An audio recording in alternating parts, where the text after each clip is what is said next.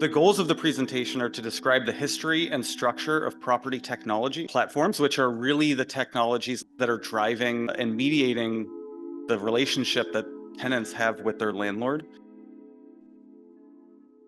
So we're very glad to have our presenter here today. We will have questions afterwards. If you would like to write down your questions so that we can ask them of our presenter, that'd be terrific.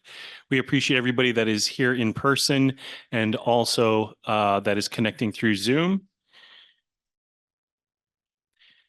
In the wake of the 2008 financial crisis, ownership of hundreds of thousands of homes were transferred from individuals and families to hedge funds and private equity firms. Our speaker today is Nathan Gandrud. He's going to tell us how that happened and its implications.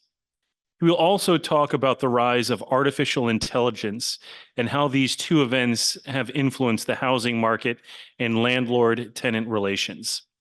Nathan Gandrud is a law student at the University of San Francisco, focusing on public interest law and tenants' rights.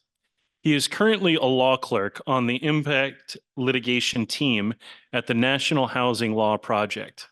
In 2022, Nathan won the McFetridge Award for Creativity in Trial Advocacy and was invited to join USF's mock trial team this fall as it competes in the annual San Francisco Trial Lawyers Association mock trial. Nathan was once an administrative aide here at UUSF, and then for a time, a few years ago, he was the leader of this Sunday morning forums committee. He's now, in addition to his law school and law clerk work, a father of a young lad named Oscar. Nathan will speak with us for 45 minutes or so, and then after that, we'll open things up for Q&A. You should be able to see index cards on the tables, and if you would like to write questions, we hope to read them afterward. If there's further time and interest, we can open up the forum for verbal questions. And now I'm proud to introduce Nathan Gandrud. Hello, everyone. It's great to be back. Thanks for having me. So let's get into it. My presentation is called Rent Plus, the Emerging Landlord-Tenant Relationship. And I'd just like to note that I'm only a law student. All of the information and opinions presented here should not be considered legal advice. They're my opinions, and it's really, this presentation is based off of my law school research project. The goals of the presentation are to describe the history and structure of property technology platforms, which are really the technologies that are driving and mediating the relationship that tenants have with their landlord.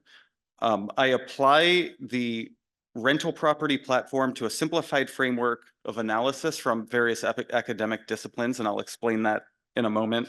And then I examine the importance of the harms that we're seeing come out of the use of these technologies holistically, as opposed to as individual legal harms, to sort of see how they're functioning more broadly in society. And then there'll be questions at the end.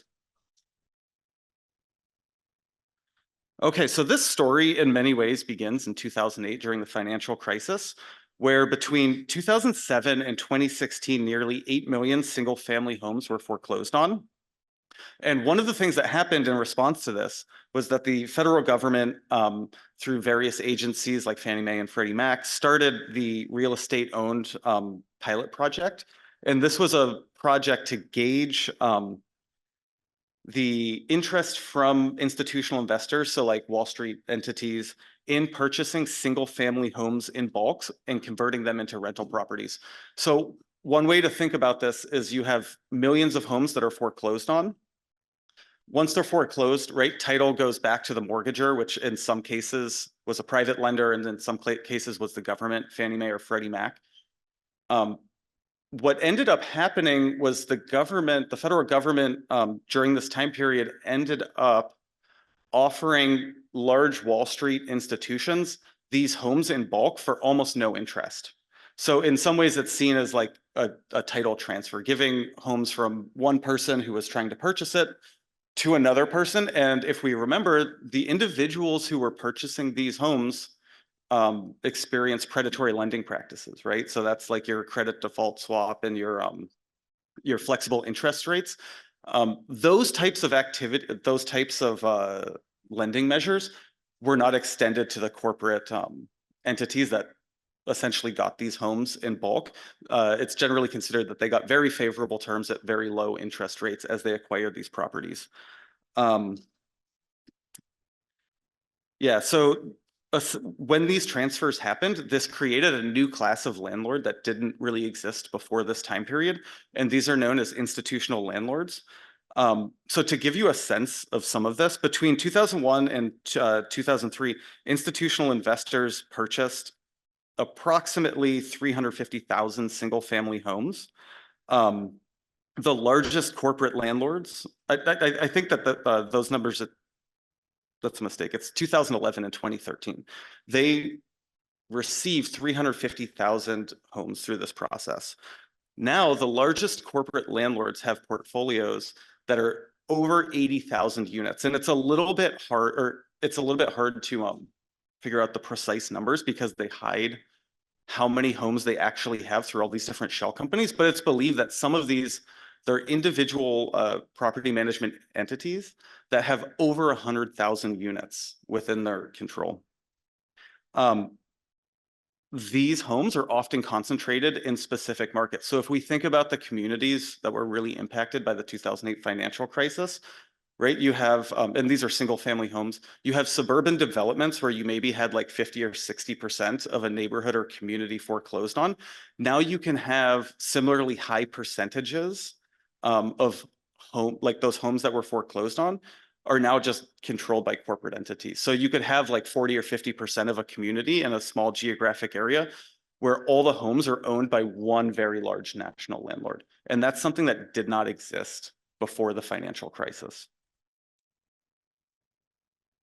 Are these? So this map shows some of this distribution.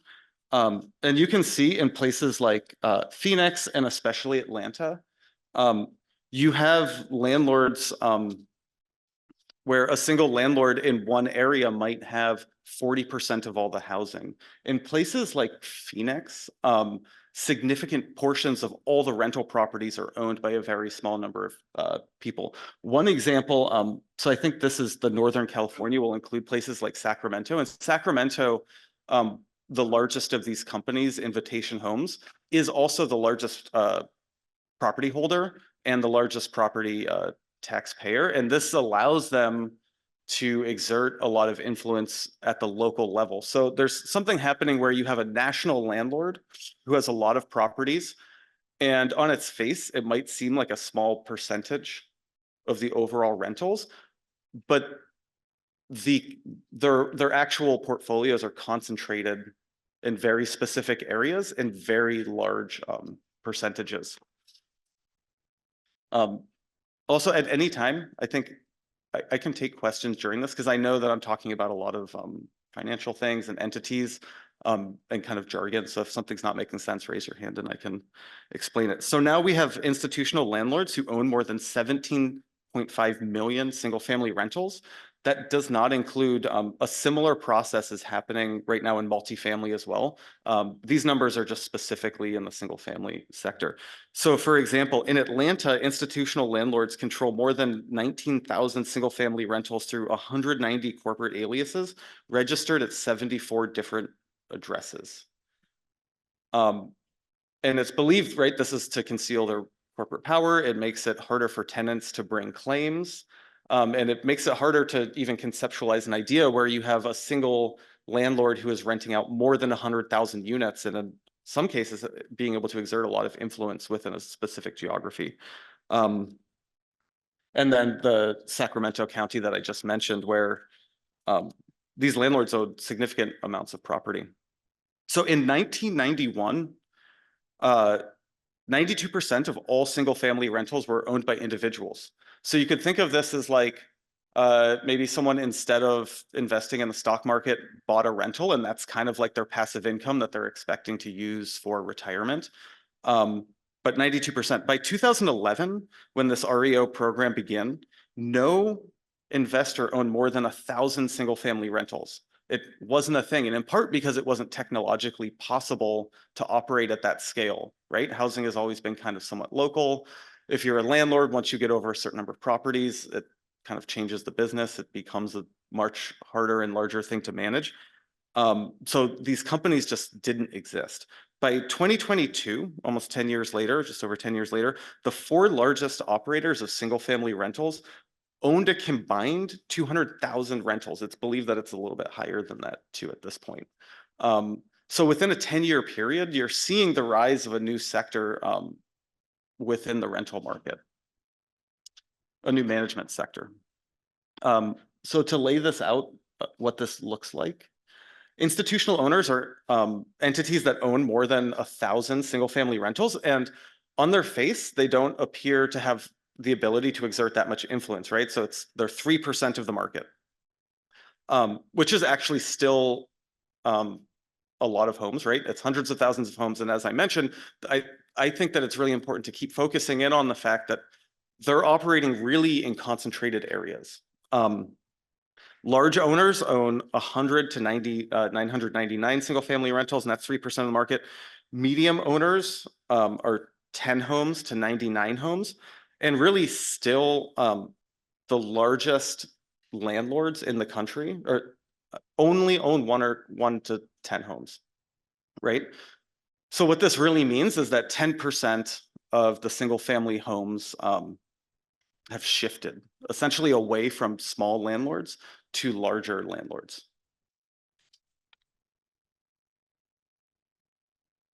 Yeah, so hundreds of thousands of single-family homes are transferred to corporate landlords at the same time that these entities are growing, and they're growing quite rapidly, right? We're talking about really 2011 to up to the pandemic, so like a 10-year period.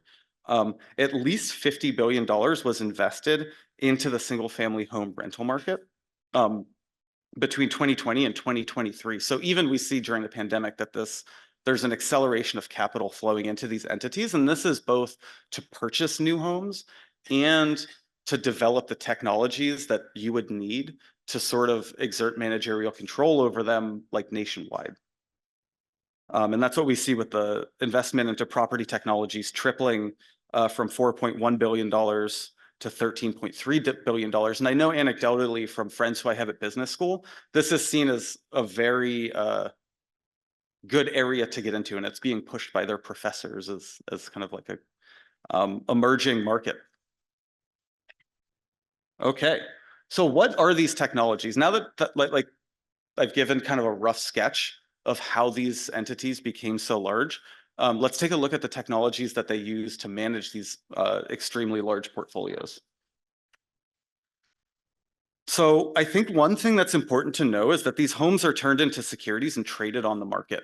One of the things that happened when these entities received these homes is that the government passed laws that enabled what's called the securitization of a home. So before, you couldn't take your rental property and then trade it on the stock market, but now you can.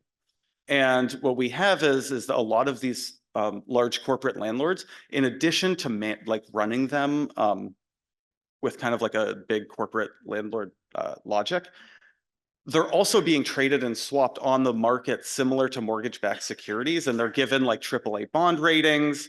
And like one landlord might try and extract as much value as they can, and then when they can't anymore, they want to bundle them. They'll like bundle them up with other homes and then reswap them, and they kind of just keep trading these securities back and forth between each other. What this does is it's created investors, right? So there's a larger pool of people who own these. So it's complicated, the idea of like, what is a landlord? Because you can have multiple investors in one home who are all the landlords. So a home might have 100 owners who all have a fractional share of it, who are getting a percentage of that tenant's rent. Every month is like part of their dividend, or every quarter. One of the larger of these companies is called Mind. And I think it's interesting. So this individual here, he's invested in a lot of single family homes through one of these platforms. And he says that what he really likes about this platform is that he gets to be an investor, like a true investor, as opposed to being a landlord, even though he owns single family homes that he rents. So I would argue that he's still a landlord. But one of the things that you see in this space is landlords trying to define themselves as investors rather than landlords. You see in new state legislation, instead of the laws referring to landlords as landlords, they're swapping out the language to housing provider. And with some of these people, if you try and press them, they'll just be like, no, I'm not a landlord. How could I be a landlord? I just have like a fractional share of a ton of different homes and live off of a passive income generated from rents, but I'm not a landlord.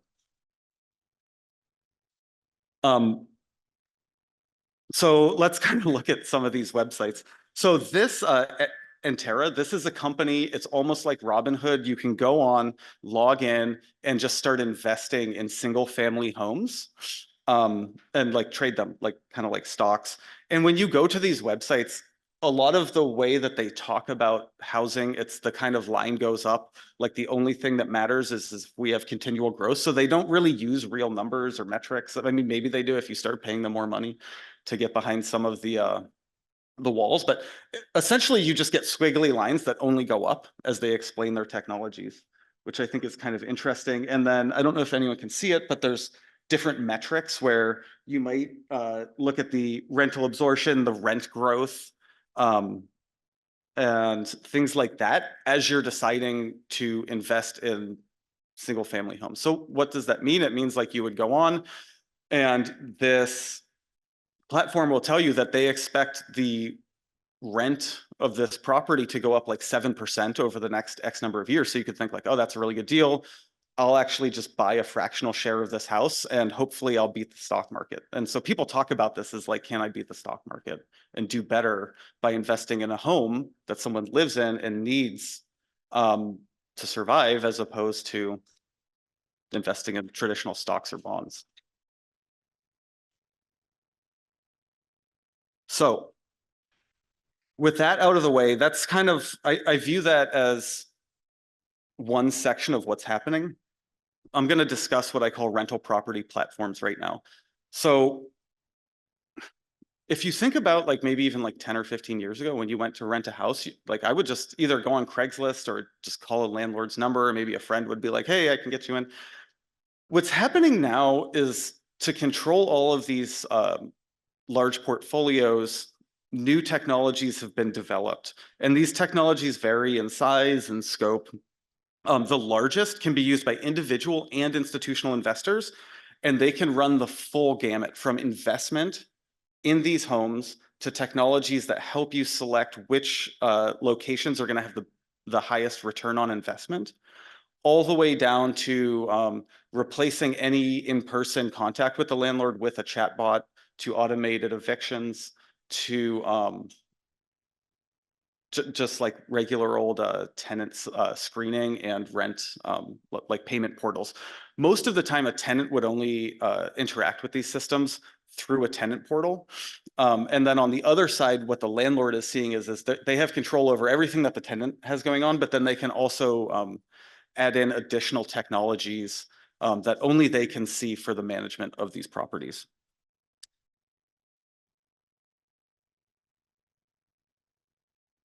So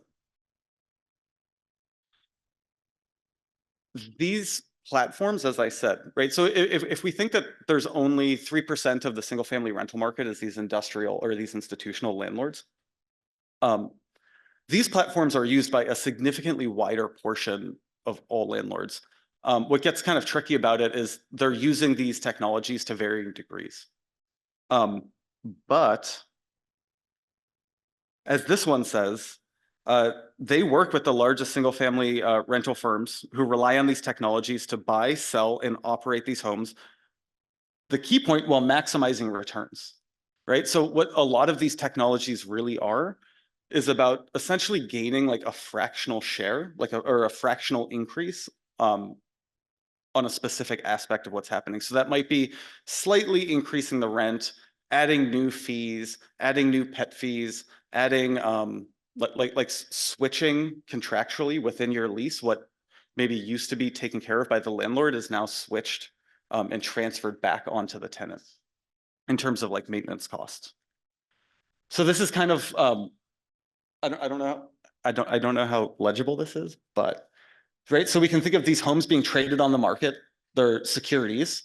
Some of them are owned by corporations or individual investors. Some people are only investors, right? So this, you can think of this as money coming into the system. These homes are then purchased, they're traded on the market. They can be owned by either of these groups. And then you have another level where you have the property management level. And the tenant side they'll interact with these technologies such as tenant screening. You can have digital no person showing. So we're removing the labor from the property manager who might have gone to show the home and interact in person with the tenant. You now have essentially like a guided tour on your phone where you're not actually interacting with anyone. And the only way you can ask questions about the property, the history of the property, whether it'll meet like your accommodation needs if you have a disability, is through a chatbot. And we'll see that there can be problems with that. Digital work orders and leasing, again, there are situations where like tenants are not talking to a real person and they're having to describe through a computer to get maintenance, and it doesn't always go well. Automated payments, automated evictions, smart homes, where you have a home. Amazon has invested over $20 billion into a company called SmartRent, and there's other companies like this, where the entire home is rigged up with like sensors, and they have, your Nest and your doorbell and all the other like smart fridges and things. And these are just funneling data about the tenant's life to these companies. Utility management, right? So they can see what your utilities are, and then they can use other technologies to encourage you to like not turn on the heat or to use utilities in the way that your landlord would want you to use them.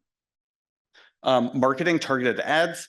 I don't talk about this as much in the presentation. I could afterwards. There's a huge problem if you think about somewhere like Facebook and how many people hear about housing through something like Facebook. There was I think it was a 2018 lawsuit where it turns out, right, that we're not all seeing the same ads in the same way that we don't all see the same Google searches, and we don't all see the same pricing if we're looking for an airline ticket, right? It's all individualized. But within the housing sector, the Fair Housing Act actually has protections on advertising. And these companies are starting to get dinged because they're only showing certain types of housing to certain people. And another way of essentially the way that the companies think about that is like, well, we haven't done anything. These technologies decide where the ads go, and we can't be responsible for what the technology does.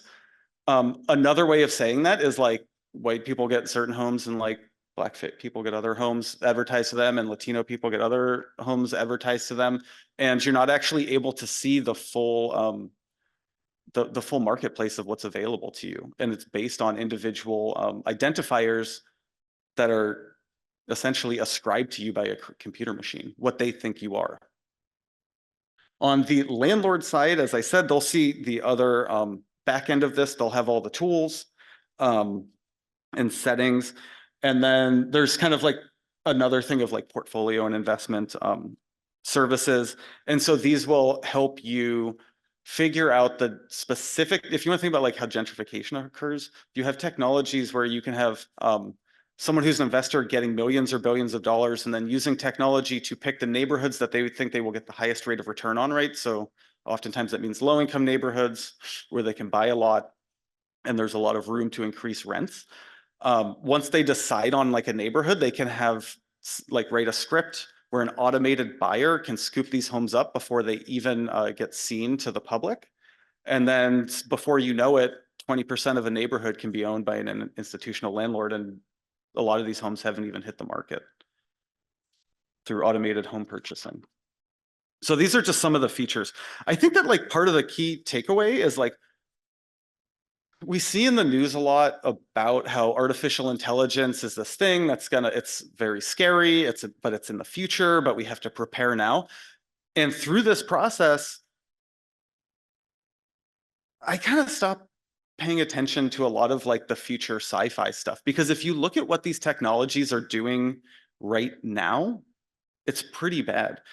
We can talk about de-skilling in the labor market, but the other side of it is maximizing returns. It's increasing rents, its abilities to generate auxiliary revenues. So one of the ways that landlords are now generating money in addition or returns in addition to the rent is just by adding a lot of new fees. And we see junk fees everywhere, right? There's the thing now with the restaurant junk fees, right? I think there was legislation just passed about that. The same thing's happening in the rental market.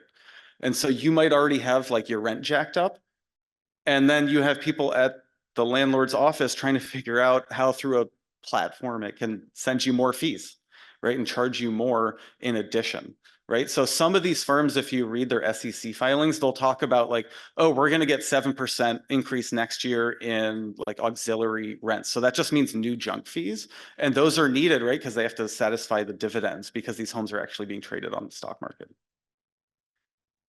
And there's another interesting thing about keeping tenants in place, right? So if we want to think about like freedom of movement and how important it is, or maybe a different way to think about it is how much of a struggle it is, where if you don't have a variety of housing options, you're really stuck where you are. So you can be stuck in a bad situation. You can't move to a new job. You can't move because there's like a change in life. Maybe your kids are empty nesters and it's just you'd like to downsize, but there's nothing affordable and you're already somewhere, so you just stay where you are. One of the things that these technologies or that these landlords are using technologies to do is supposedly to try and keep tenants where they are because they're trying to minimize turnover. So they have a whole bunch of different things that they think. I think it's still debatable how well these technologies work, but the assumption is that they'll keep a tenant where they are or reduce turnover. So what I did to try and make sense of all these different changes and new technologies in the housing market, which I think has been a profound shift. Like if you start reading some of the people who are talking about this, going from a society where you did not have a single landlord that owned more than 1,000 units to having landlords that own over 100,000 units in under 10 years is a pretty big shift in how we think about renting. And I don't think that looking at any one technology, as often was happening in the law, was as helpful, right? So you can look at rent maximization software, you can look at tenant screening software individually, like kind of siloed through different sort of legal ways of redressing harm. But what I decided to do was to look at these technologies in conjunction and how they might affect someone at maximal use who's living there. And so I put together an analytical framework based on some of these books. Some of them are more well-known than others, like The Age of Surveillance Capitalism.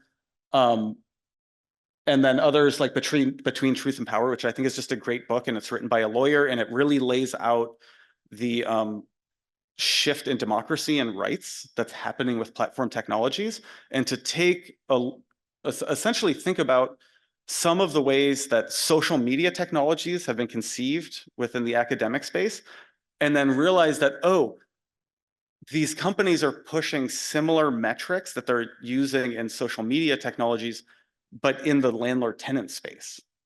And then what does that mean?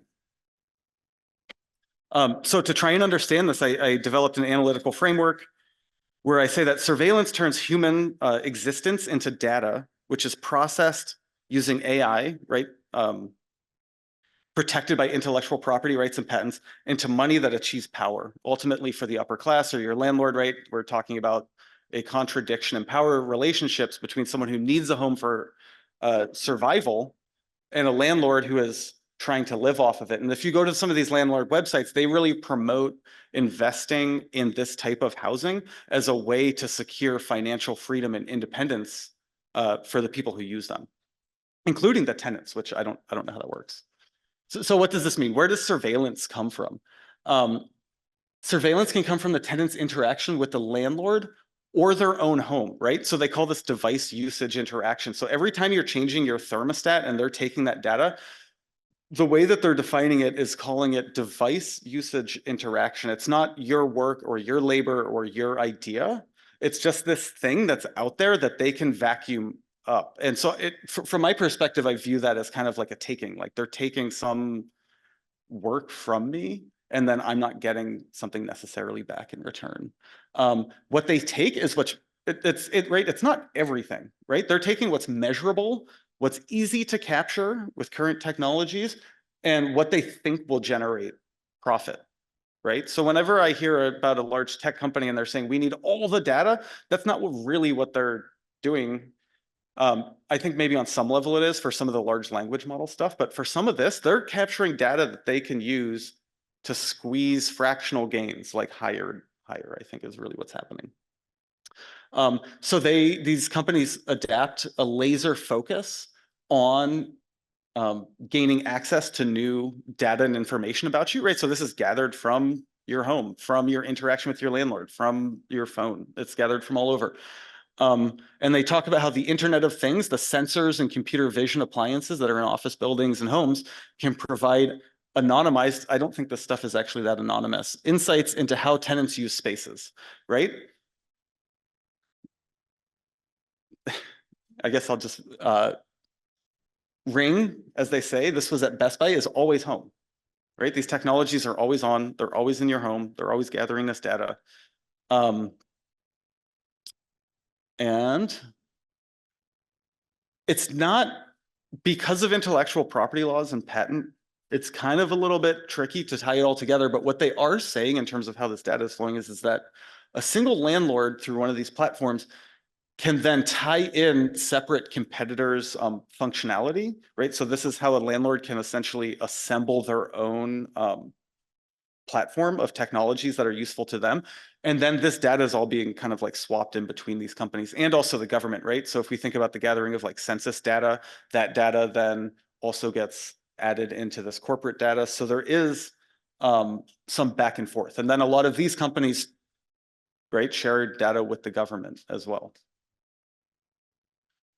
Right? What are they taking? What are they surveilling? And a lot of these authors, they use different words, but I think it really boils down to the same thing. On some level, there's like a labor input, right? Even if it's like microscopic, like you changing your thermostat, I view that as like some of the authors I mentioned would view that as like some labor input that you should have some say in.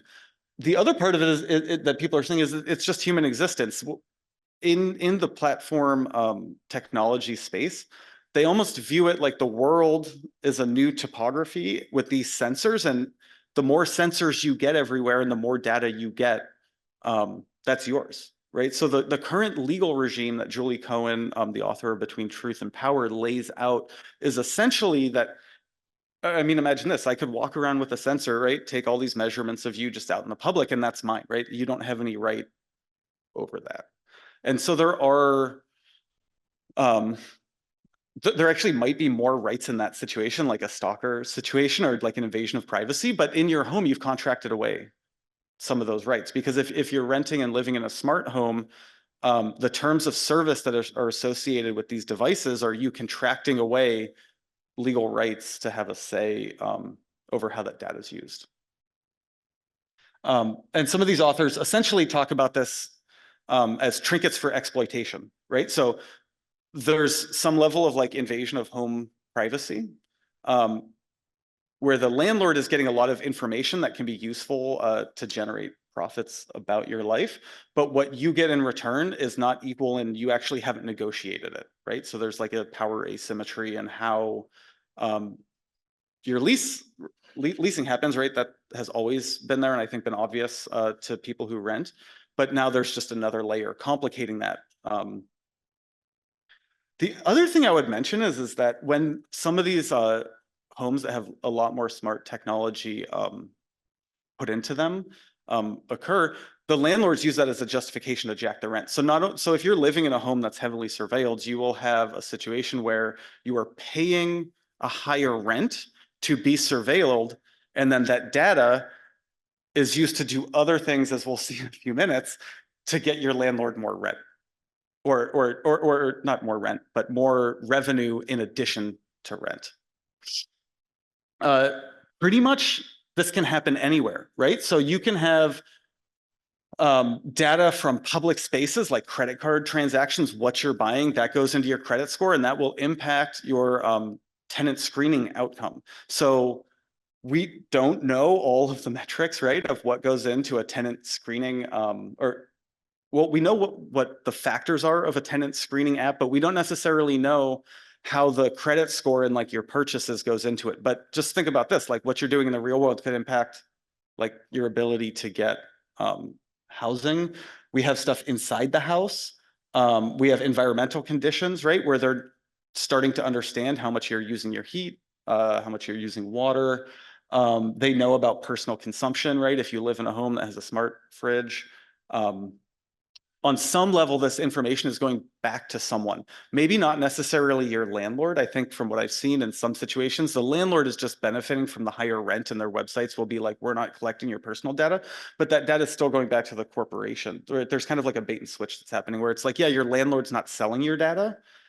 It's already in your home. They don't have to sell it. Like Amazon's already getting it, if that makes sense. Which one was this? Oh yeah, increase rent, right? So by adding these features to your home, they're just like increasing your rent. So they can just be like, well, you have a smart home now, like it's $1,000 more a month. The next step in this is data, right? So they're measuring bodies, labor, thoughts, emotions, and human existence. I'll just go back to the thermostat example again, right? Well, you're adding your like labor input to that, you had a thought, right? Before that, that was like, oh, I'm cold, I'm hot. Like, so you're also communicating like a level of personal preference. If it knows what the temperature was before, and then it sees consistently that you have some pattern of changing the temperature, that might be like a useful insight of data for them later. On the individual, each of these is small and innocuous, but I think that when you start thinking about it being added up, it feels a little bit more intense. At least it does to me. All this data is exported to large servers, and within the history of technology and what's happening right now, people talk about this in terms of digital enclosure, right? This idea that maybe back in the 70s and 80s, when these networks were first being set up, you had more of an open commons, right? We can think about things as Wikipedia that are still on this like commons model. A lot of the rest of what's happening on platform technologies and the internet is more like a shopping mall or a casino model, where you're really trying to lock down power asymmetries so that one party is giving much more to another party who has superior information and can use that superior information in more of like a closed off. I think of it like a closed off gated area. Like when I go onto the internet, it's less like an open topography or a commons like people thought about it in the 80s, and it's much more just like shopping into a shopping mall, stepping into a shopping mall where you only go to the same 20 websites. There's some functionality of what they do. Maybe there's like a newsstand and there's some like purchasing, but it's really not like this open, it's not as open a place for exploration as it used to be. And I think that in some ways, the enclosure of data and the transfer of the ownership of it to another group, people talk about it as mirroring the enclosure of the commons, right? During the time of the Industrial Revolution, where you used to have these common spaces that people used, they would graze their cattle there, they were actually very effective. And then those areas were enclosed, right? And title was essentially given to the upper classes as the laboring, the serfs were transformed into workers and then went into the factories. People analogize, people in the space are analogizing what's happening now to that time period, just in a digital sphere. So then what actually happens? The physicality, the materiality is that these digital little pieces are sent to server farms. These images are from a New York Times article that I found about this. They're usually located out in the countryside. They're high security facilities, right? They're surrounded by barbed wire and they're just like concrete boxes. And this is where these companies, I mean, this is the physical place where data is stored. It's not like the cloud is on the ground and it's in buildings like this, essentially. And so the manufacturing process, all this data then gets combined, right? And we don't know what that is. It's like the black box of the algorithm as people talk about that. Data is selected, but here's what we do know, right? Data is selected by humans or automatically at this point, and fed into a machine that generates an output. But humans determine the output and the criteria for the output, right? There's a way in which I think there's almost like a bait and switch of only talking about, we don't know what the algorithm does or the algorithm's so powerful, but it's like, these are machines that are made by humans. The human puts the thing in and they're calibrating it to do a certain thing, right? So if you want to use like an algorithm to maximize rent, you don't just take random data and say like, look, this machine maximizes rent. You have to program it to essentially a base level do that to then learn how to get better at it. And then you're still the people who are running these machines are still calibrating the output. Now, legally, as I'll talk about in a few slides, like when these cases go to court, when people feel harmed by these technologies, there's often a heavy focus just to look at these technologies, which are unexplainable, and then the thing kind of settles because the companies never want to go through discovery and have the intellectual property come out. So part of the case law, like the case law, there isn't a lot of case law on this yet, in part because the companies are trying to protect what they have through intellectual property laws. Okay, what comes out are predictions. So dynamic rental pricing, that's like your rent maximization, home purchase selection, tenant screening, tenant nudging. This is how, if a landlord wants to get you to do things, they have multiple points of contact, email, text, other advertising on social media platforms. So if you haven't like renewed your lease, if you're really contemplating it, your landlord has many ways, it's called nudging, to kind of, you know, move you along to get you to sign and re-up. And then generative outputs such as chatbots. How am I doing on time? I can speed up. I feel like I'm going a little bit slow. Am I okay? Okay, so let me just talk through this process really quick, right? So you have human, you interact with the device, that goes up into the cloud. It's assembled with data from elsewhere, including from the government. And it's essentially manufactured into an insight. So here we have complicated a little bit, right?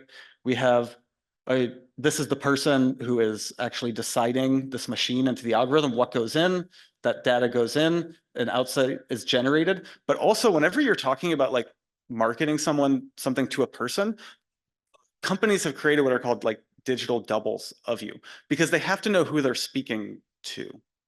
So for example, if you're getting advertising targeted to you, it knows it's you. And so there's companies who assemble imperfect pictures of you so that the output of these machines can be targeted to what they think you'll want, right? Because these are prediction machines. I don't think that they're like all-knowing machines. They're prediction machines to try and get you encouraged to do things and incentivized to act. Right? Let me go back. So this is what we talk about when we talk about the black box. It's not necessarily known what's actually happening inside the processing of these machines to people on the outside, because what's happening is protected by intellectual property law. What we do know is something goes in, the output, these people are claiming an attenuated causation. Like, hey, just because we set up the system when we put the information in, we have no like responsibility for the output. Is some of what's happening. The output is an insight, and that superior knowledge is used to essentially perform on the subject. That, in theory, will create money. Sometimes it doesn't, right? I think there's a way in which people often think about these things as like they're actually doing the things that they say they're doing, and in some cases it's not clear, but there's some money. And then that goes back to Wall Street. There's been legal challenges about this. I can talk about that in the questions. This is what they're doing in some of this, right? So they're targeting specific markets. If you go to this company's website, this company, this is from RealPage. They're currently being sued by the DOJ and multiple states' attorneys for their rent fixing. But they also have things that look eerily similar to redlining maps, where if you read their frequently asked questions, they will tell you that these technologies are specifically designed to work with existing anti-discrimination laws, but there's a lot of debate about that and skepticism within the rental market as to whether or not that's actually happening. There's also a sense that it's not any one technology that's resulting in redlining, right? If we think about historic redlining, it was it was often a financial product, right? It was, could you get insurance? Could you get a mortgage? In these situations, it's like a mashup of multiples of these technologies, creating new essentially divisions or ways of distributing housing resources. Rent maximizers, which I've already talked about, and it's talking about free yourself from the tyranny of manual tasks, right? So you can reduce labor, you can get rid of your workers, you can just use these technologies. Find and sign only the best tenants. This is about tenant screening technologies. There's a big emphasis on certainty. The reason you need the quote best tenants, whatever that means, is because you have to guarantee dividends to people who are receiving these. I would also say, I forgot to mention this earlier, pension funds are heavily invested in these technologies. So they always have to be delivering to these pensions. And I've seen this in other areas. I think it's like an attempt, Wall Street does it to make these things too big to fail, get the pensions involved, and then you always have to be generating returns. Platform maintenance for labor. This company, TaskEasy, it's like TaskRabbit, Uber for your lawn, right? They claim to have over 90% of the single family rental market. So here you're talking about one company that is doing yard maintenance on over 100,000 homes nationwide.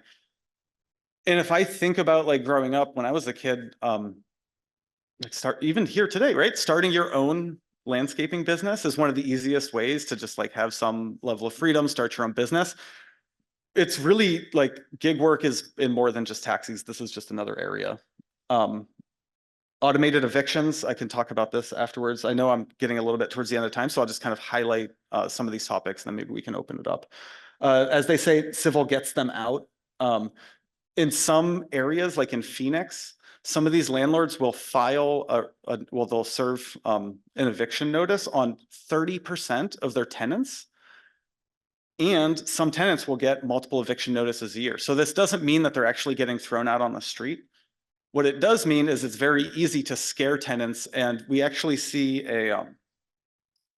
a distribution of like where these technologies are used along class and race lines.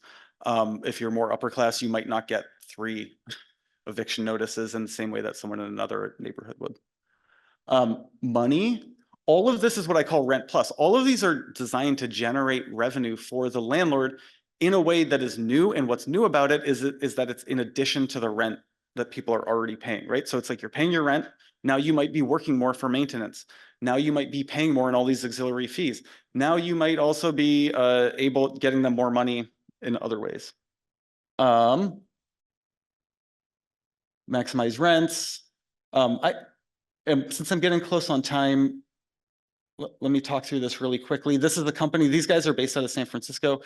They talk about, right? So this enjoy monthly guaranteed long-term rental income. That's for people who invested in these homes. That's what they're being told. Like invest in these homes. It's a better way to get a return than the stock market.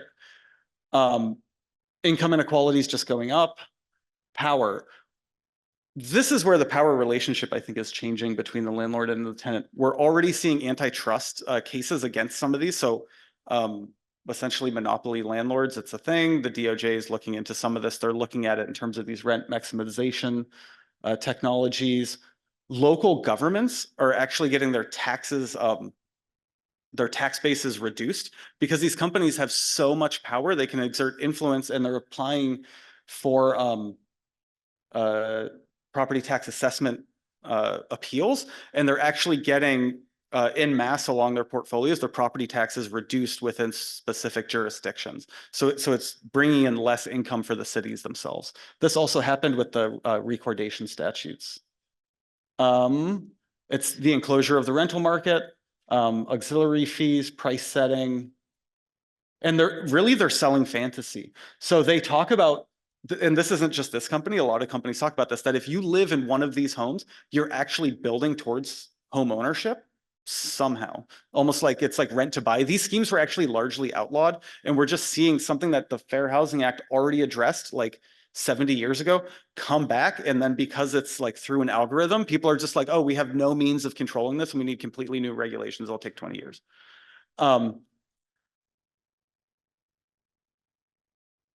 Tenant rewards. This is an area that just has come up in really the past like 5 or 6 years. It's something I want to study more. They're calling it the future of renting, but essentially it's credit card companies are running credit card point style systems for tenants. They're built by the industry for the industry. These are not for the tenants. This is not for the good of the tenant, no matter how many times they tell you this.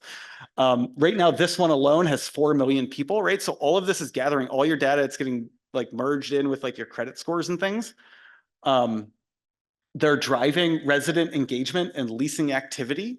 So this is one way that they can use nudging, which is this like technological way to try and flick you in different directions. And it's not clear if it actually works or not. To drive savings. to incentivize resident behaviors. This is what they are talking about on their website. They're trying to incentivize you to act in certain ways through these technologies. And then they encourage revenue driving actions, early in lease renewals, more leases and more. Automated follow-up. So they talk about their gentle nudge towards lease renewal. So that nothing falls through the cracks. I'll save this video. This video I found is kind of how I got into this. It's quite shocking. They talk about how tenants are highly informed about these technologies and are asking for and want these technologies in their homes. And on this one, it shows how the landlord has discretion to give different like individual tenants different points based on things like when their birthday is. And I just think about like, well, now you're just gonna have like landlord favoritism within an apartment building or within a neighborhood where the landlord is giving more points to some people than to other people. And you get points by doing things the landlord wants. So like if you give your landlord a positive review, a lot of these systems are set up to drive tenants to websites like Yelp and other review sites to give their landlords good ratings. And then you get points that you can use at places like Target or like other corporate stores. But maybe if anyone's interested, I can show the video afterwards. I think that this is like a form of like gentrification of the landlord-tenant relationship. So we can think about a geospatial gentrification. I think that there's like some level of corporate hegemony that's happening in terms of like, if we come to a point where we accept this, there will be like fewer options to fight back against it. I think that there is a different way of thinking about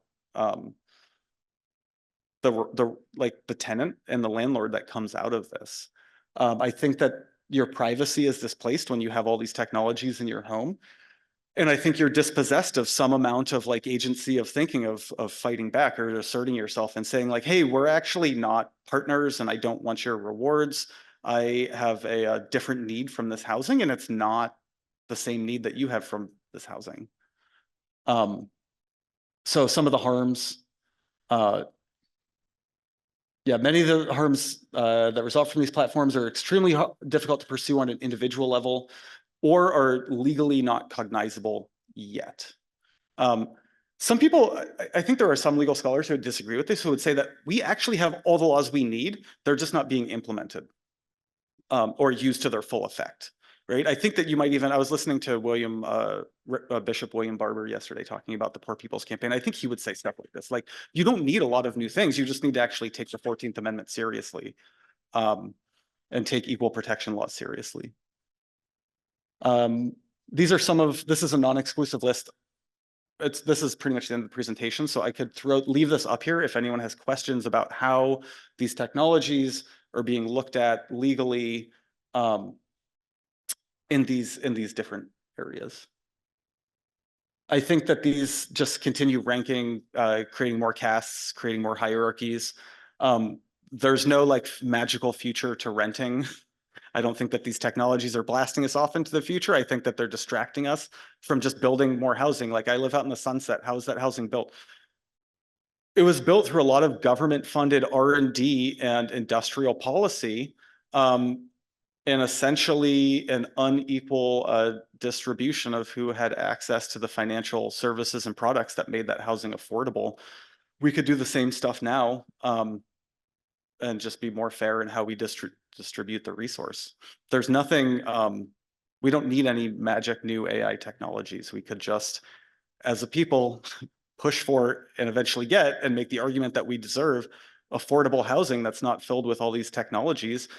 If you look at examples from other countries, you'll see things like 99-year loans with really low interest rates, right? If we just built housing that for an equity reason or for an argument of reparations, we're just like, hey, we're just gonna have like 99-year loans with like 1.2% interest mortgages.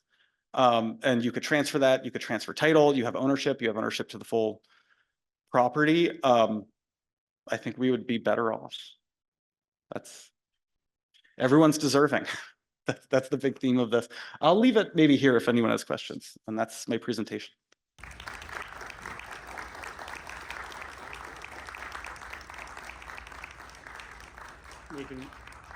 Nathan Gandrud, we want to thank you very much for your presentation, and we have some questions for you.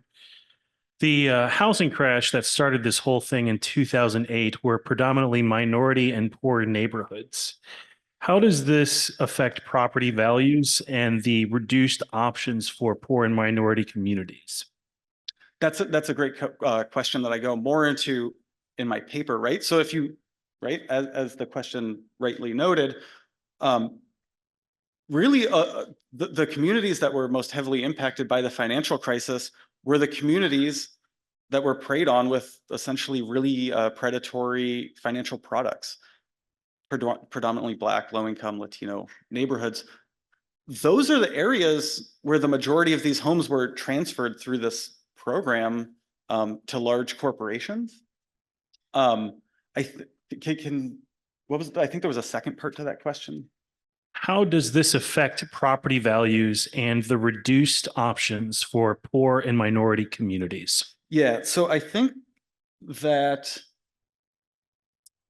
what the technologies are doing, what the industry has the ability to do is it has a lot of information about, I'm trying to find the map, where they can get the highest return. I don't know if I'll be able to find it. It seems to have frozen. Um, Essentially, yeah, landlords are going up and buying where they think is the cheapest, where they can get the highest return. I would say though that um, what the researchers are also showing is that different landlords are targeting different markets. And what's interesting is that there's a level of intrusion, I think, that's happening to like higher class people, right? So you have effects like what you're talking about, um, impacting low-income communities, communities of color, in ways that are very traditional, but just with a technological mediation to things that we've seen historically in this country.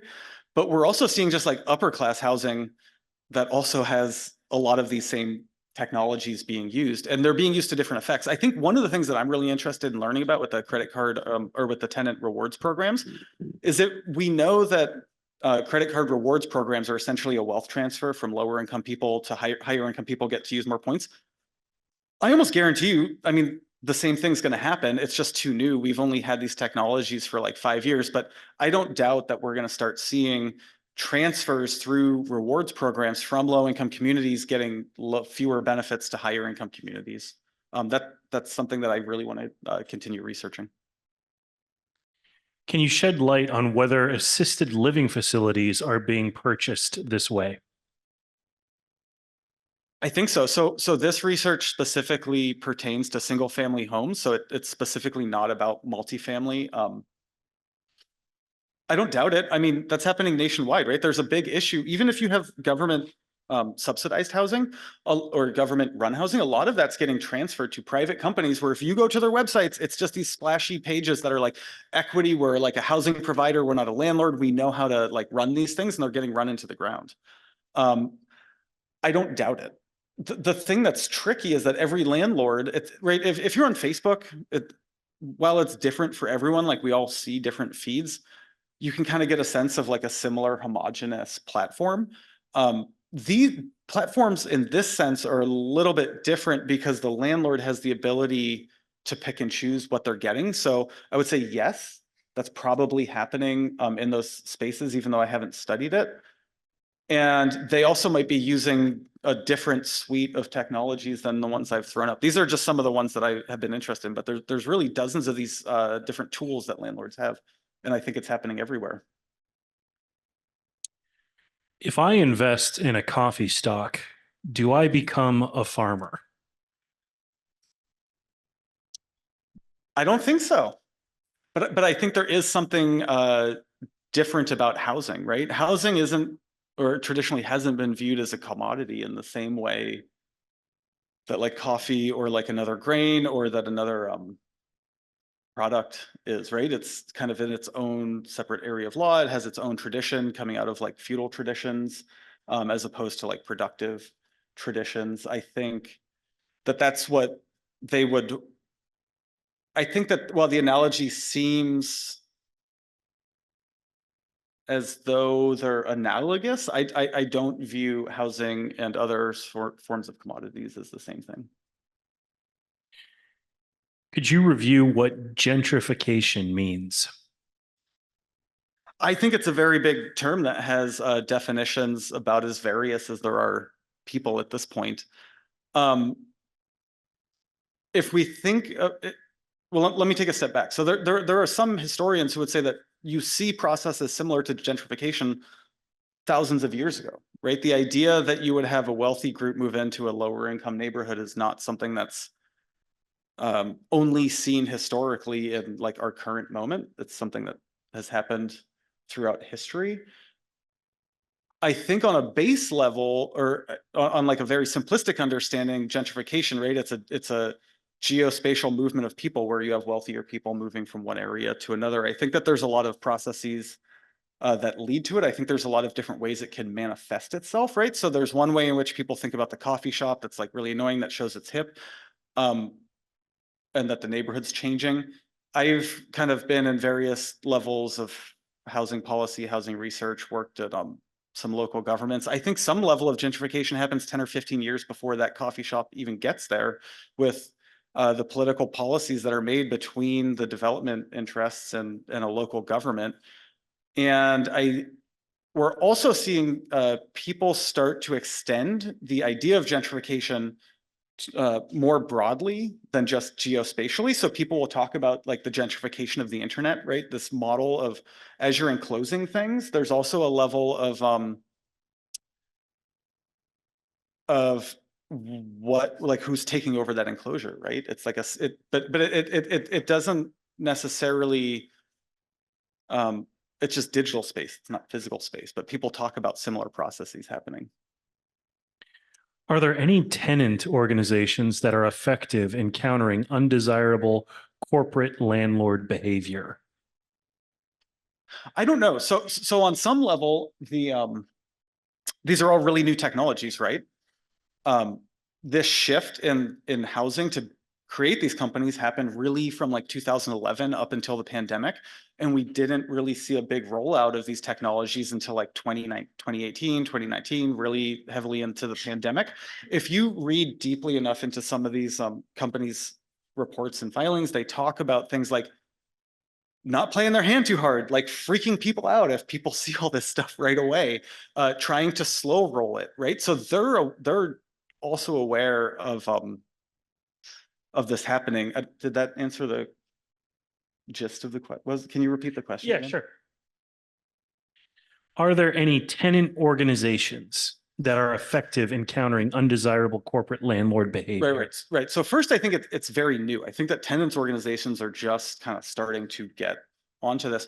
One of the things that's interesting, kind of legally about this, is that these are corporate entities, right? So you would actually have different rights if you were in government housing than you do in these houses, because in corporate housing, you don't get some of the constitutional protections that you might get otherwise. I think whenever you hear some of the people who maybe seem technology alarmist and they're talking about how democracy's slipping away, how there are these profound changes, and then I look around and I'm like, I don't know, I still have like a voting booth, like what is this change? Some amount of that actually has to do with the fact that these companies have a level of corporate power that we've only, or power as corporations, that we only ever see governments have, and we don't actually have, in some instances, in many instances, the same protections that we would have against the government who did this to us, from these corporations. So then the only way, right, to challenge these corporations is you have to like get the legislature to use its like some constitutional authority to pass regulations, and we're just not seeing that from either party. That's not entirely true. We're seeing things, but there, yeah, there's people working on these, but it's very new. I think the question was like, what's effective? I think we still have to. It's like wait and see. Like we'll see. I think people, as they learn more about it, will start organizing more. We have a question from online. Are you aware of any regulations in the works for artificial intelligence technology? What do we have? Well, we have President Obama had its AI privacy bill of rights, or not Obama, Biden. You can find that online. It's very readable. In that document, it actually says, and this is just like an executive order, so it's not binding, but it's more like agency guidance, that continuous surveillance should never be used in the housing sector. It kind of has a bunch of lofty statements. Those then would have to get translated into legislation. What have we seen? There actually, I don't know where it went, but from the last time I saw it, there was a bill that was proposed in both the Senate and the House for this session that would almost do away with the largest of these companies and reduce them to only being able to own 50 properties. I don't think that went anywhere. I know that I have read a number of committee reports. To me, it essentially seems like the people who are in the when it comes to housing and this style of housing, a lot of what's happening is still at the committee level and proposed legislation that isn't quite getting there. So I think there's still some movement building that needs to be done. And I think that the politicians are trying to figure out, right, that's why you're in committee, is you're doing investigations and things and you're trying to figure out what's happening. Um, that's just about like the corporate landlords. In terms of some of these technologies, some of these rent maximization companies are getting targeted by the DOJ. And there are numerous lawsuits, both by state attorney generals and others. To the questions point, I don't think that there's one that's really comprehensively looking at, well, how does this whole suite of technologies impact tenants? It's always very much on a specific technology and regulating that technology, rather than just saying, why are we doing all of this? Why don't we have an affirmative housing policy like the nation used to have? Would this push towards corporate control of housing be correctly regarded as the coming under what is called the neoliberal model of social organization? 100%. Where did I have Bruce, can you find on that? There's a slide that's a slide of income inequality. I think that would be useful for this, because actually the paper that's associated with this talk is heavily embedded with the understanding of like what neoliberalism is. And actually through doing this project, I came to realize, right, it's very easy to just think like, okay, neoliberalism, it's like hyper conservatism, or it's like really bad conservatism. I kind of think that neoliberalism, the logic of it is that if it is hyper capitalism, then it just leads to monopoly. It's like illiberal. It closes down markets. It takes control of labor markets, right? The gig economy through neoliberalism is not an open market. It's a closed market where all the rules are set by the platform, and where these companies have a ton of money to be able to challenge things like Prop 22 for years and years. Excuse me. No, there's actually a chart in there, and the chart, maybe I'll talk about it as it comes up. It lays out different things that happened in American history that are, like, broadly speaking, neoliberal as the line of income inequality goes up. One thing that I would note that is kind of an aside or a rabbit hole that I went down when I was learning about these technologies is that President Ronald Reagan in the 80s signed an executive order that created an executive agency branch of the government, or office in the government, that's called OIRA, the Office of Information and Regulatory Administration. And it's specifically charged with doing neoliberal economic policy analysis on what the legislature passes. And it's kind of like a right-wing screen that happens on a lot of agency administrative decisions. And it's been pretty much filled with like University of Chicago, like neocon, like neoliberal people. So yeah, it's like all over the government. This is what they say is happening. They say it's inevitable, and yeah.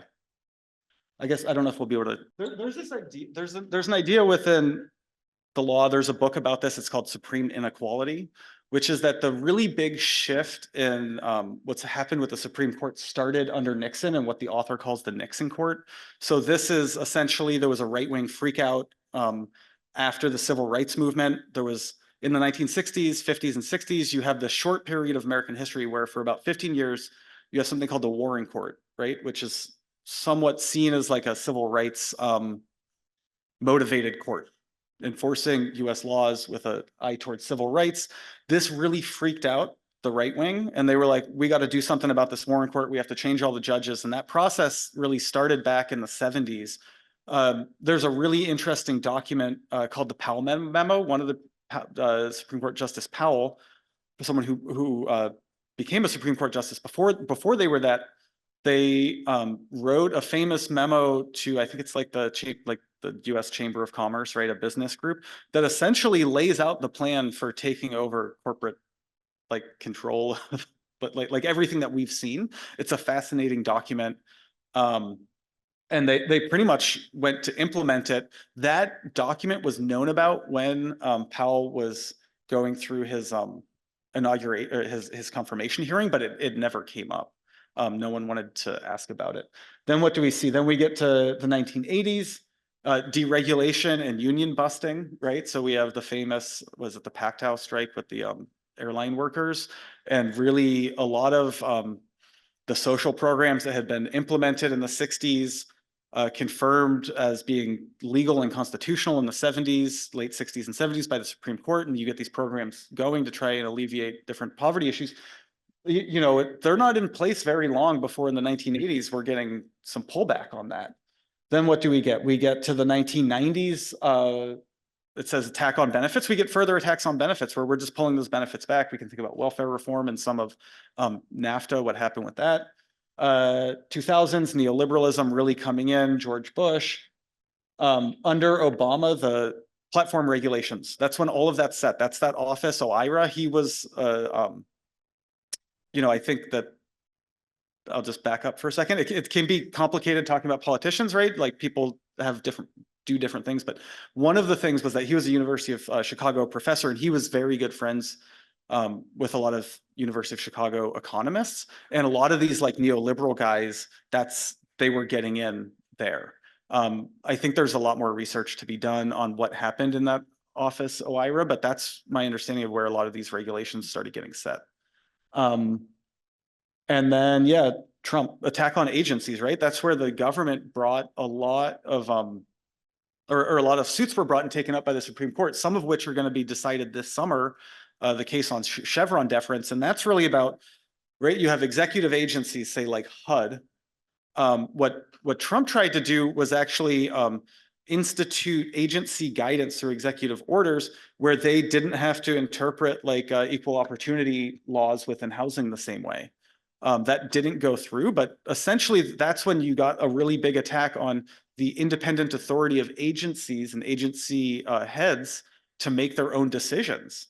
And there's going to be, you know, a big Supreme Court case about that this summer, and there's probably others in the pipes. Do we have any more questions from chat? To monitor our use of electricity. And now they're charging us more for the 9 p.m. Period. Well, the California Public Utility Corporation allowed PG&E about a decade ago to put so-called smart meters into our homes that monitor our use of electricity. And they used that to raise our rents, raise our rates. Right now, they had to pass a special law in the California Assembly to try to lower the utility rates. I think that's going to come into effect next year. So, you know, this has been going on for quite a while, this kind of monitoring of people's homes. I think that's a great question. I mean, if you go back in the poverty, right? So I wrote this paper and made this presentation for a poverty law class. If you go back in the history of poverty law, I mean, you're going back to the start of the country in terms of, and the framework that I used, right, where I talk us, it's essentially knowledge is power, right? Anytime someone who is like in the employer or like the production role has more, they're always trying to get more knowledge because they're trying to get certainty, right? They want to make it sure that they have return on their investment, and then it goes. I think the thing about PG&E or this technology or these types of technologies is that there's no democratic process over them. I find that to be really worrying. Like it might be benign, right, that PG&E is collecting this technology. It might actually be really useful for cutting greenhouse gas emissions. I don't know. The problem is it's not public, right? You're shaking your head. It's like, we don't know. We have no control. And it eliminates work. 100%. And I think that like we're essentially doing these things as a society, or it feels like they're being done to us. To me, there feels like there's a lack of democratic process within this, or an inability of the democratic process that we have to kind of gain control over this. I would kind of add on to what you're saying, because I think what you're talking about, you could take sort of this knowledge is power framework or any other, and look at the entire economy and it's happening everywhere. I mean, just listen to all the Ralph Nader back podcasts and he'll go through every single facet of the economy and be like, this is pretty much what they're happening. And you're talking about it with PG&E. I know with, I was just reading about the insurance rates, right? The insurance companies have a ton of information on us. And some amount of it is that my understanding is that the insurance companies are playing hardball with the government, where there's certain laws that were passed, especially in the wake of the wildfires, that limited price gouging. There's like California has all these price gouging laws, and the insurance companies don't really like it. And some amount of them like wanting to walk away is not actually that it's uninsurable. They just want the government to act differently.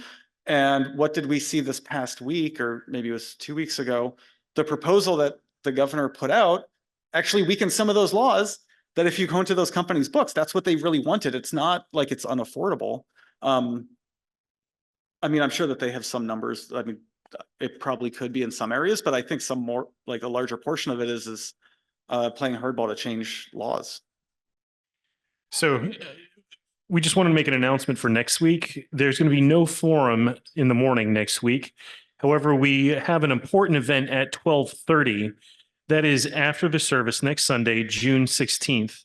We will be showing a newly released film, Where Olive Trees Weep, a film about the longtime struggle of Palestinian people, which brings to light not only the oppression they're experiencing, but also the resistance and the resilience that they are demonstrating. This film has already garnered interest and praise. We are happy to be able to show this film here and use the occasion to raise funds for legal defense of students who've been punished for opposing the Gaza genocide. That'll be next week at 12:30 after service. And we definitely want to thank Nathan Gandrud for his excellent presentation today. Great job, Nathan. Thanks for having me.